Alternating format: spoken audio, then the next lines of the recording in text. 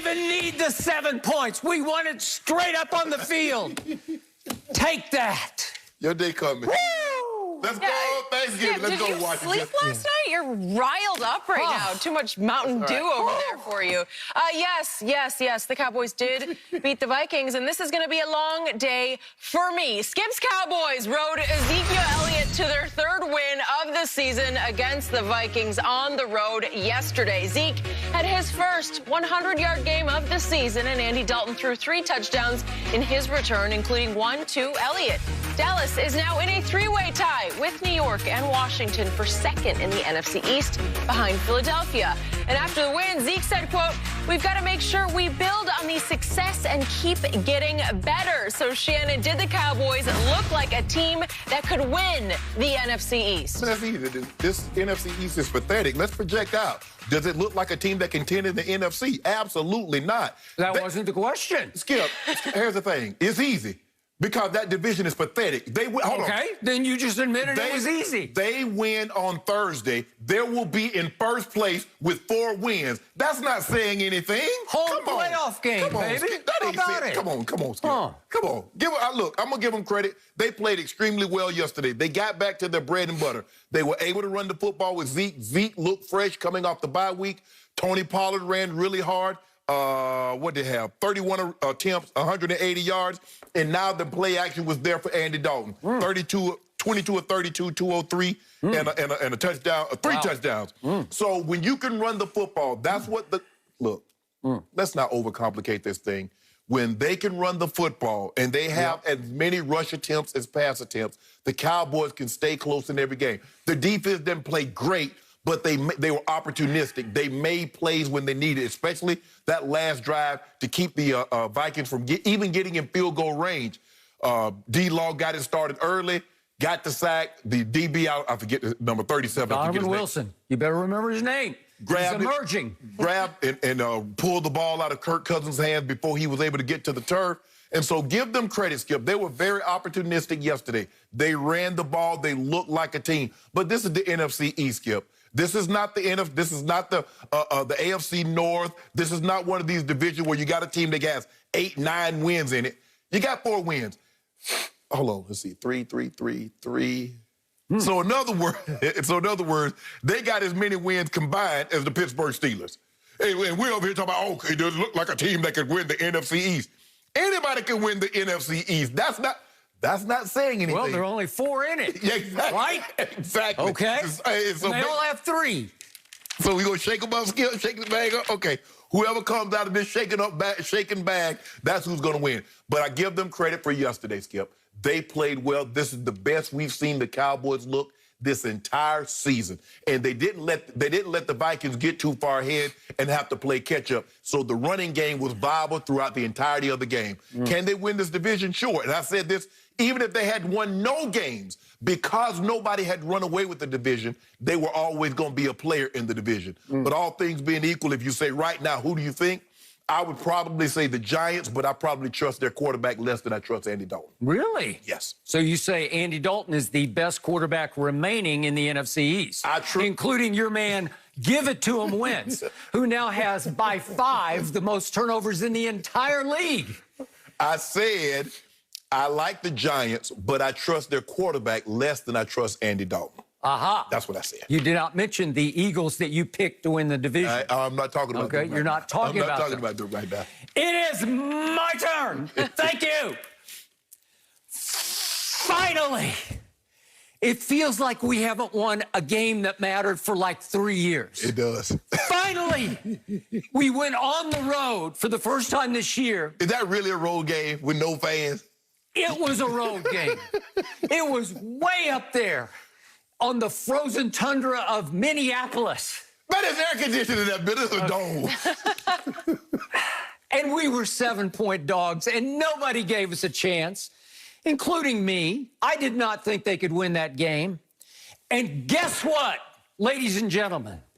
They finally looked like a real football team with a real defense and a real offense that made plays that had to be made and real special teams. And I finally sat back at the end of the night and I said, That's the team I thought would win the East this year. This team is now the best team in the East. This team has the best opportunity to win the East because its remaining schedule is the second easiest in the whole National Football League, and we'll get more into the other schedules in this division later. But suffice it to say that the other schedules are much, much harder than the Dallas Cowboys' remaining schedule. I believe my team is now in the catbird seat because guess what? I had a Zeke sighting. He didn't even do this yesterday, but he actually qualified to be doing some of this yesterday because of a critical move during the bye week of Zach Martin, one of the best linemen in pro football, from right guard to right tackle. It solidified everything. Connor McGovern, who's got some talent, at least you can kind of hide him as a young player, second-year player, at right guard. Right.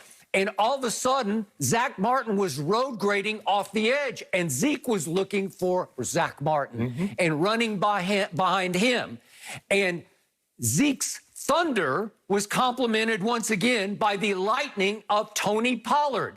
Just when you get used to the fullback runs of Zeke, all of a sudden, there he went off the edge, got loose.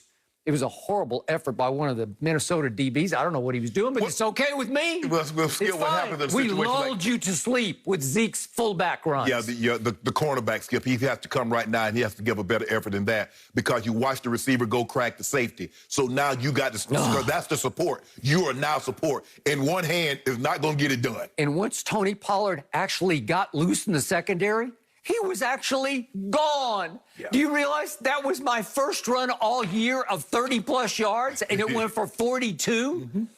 Zeke is more of a plow horse now. Yes. We know that. Yes. But all of a sudden, you have a compliment, some lightning to the thunder.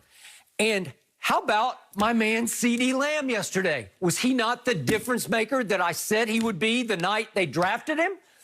It's a program changer. It's a life changer to get CeeDee Lamb, and he made the play of the game because I believe he made the catch of the year in the National Football League, if we could see that, to put them up 13-7. Wow. And it was the kind of play that makes the rest of the team say, God, we got that guy on our side. Well, Skip, if you think about it, late in the ball game, Minnesota had a chance to put it away because the DB undercut Schultz on the slant, and he missed it.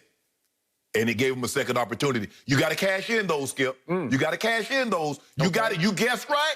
Well, I think we're talking about CeeDee Lamb right now. Are you trying to ignore that? Skip, How could you ignore that play? Time out, Skip. That's the catch of the year. Stop it. It's not the catch of the year. Flip in midair. Skip. It ain't the catch of the year. And crash up to his back and hold on to the football. It was the play of the year. Trust me, that whole bench said, oh, my God, we got a playmaker. So we just went from last week, DeAndre Hopkins possibly having the greatest catch of all time, to now this was the season. Well, I didn't say that. You said that. I didn't say that. But this is definitely not the catch of the year. Well, we'll get into that a little later also. And finally, the real AD emerged for the Dallas Cowboys. That AD in L.A., I don't really care about him. This is AD. We're talking about Andy as Dandy. Okay. We're talking about AD as in Andy Dalton. How many clutch throws did he make yesterday? How about that 4th and 6 from the 29 with 2:05 left in that last drive? Went for it, threw a rifle shot out to Amari. Amari Cooper, can you believe? He actually played a road game and actually caught some big balls. Amari, who disappeared on the road all last year, he finally came to play away from Jerry World. What a catch, what a throw, what a play. That set the tone for the game-winning touchdown to Dalton Schultz. Well, Skip, there's really nothing he can do. They know they're playing two-man. They're playing inside leverage. So all Amari has to do is just get a nice release, and he's home free. It takes guts. It takes a throw. Yes, you got to throw it hard, and you got to throw it true. Yes. And it was all of the above. Yeah. Which brings me to my defense and the guy whose name you don't remember, but you will. Donovan Wilson. I've said on this show before, I loved him when he was at Texas A&M because he blew up everything that got in his way. Sometimes he blew himself up, too. But he was a 6th-round steal for the Dallas Cowboys 2 years ago, and he is just now emerging as a safety that we never had. So he makes 2 plays that changed the game. You mentioned one. It was a DeMarcus Lawrence sack, but it was It was a blitz, which I think it might have been the only blitz that Mike Nolan called the whole day, which was driving me out of my mind. But Donovan Wilson rolls over on Kirk Cousins and just flat out pops him right in the breadbasket and takes the football away from him. And it was a huge play because it gave him a short field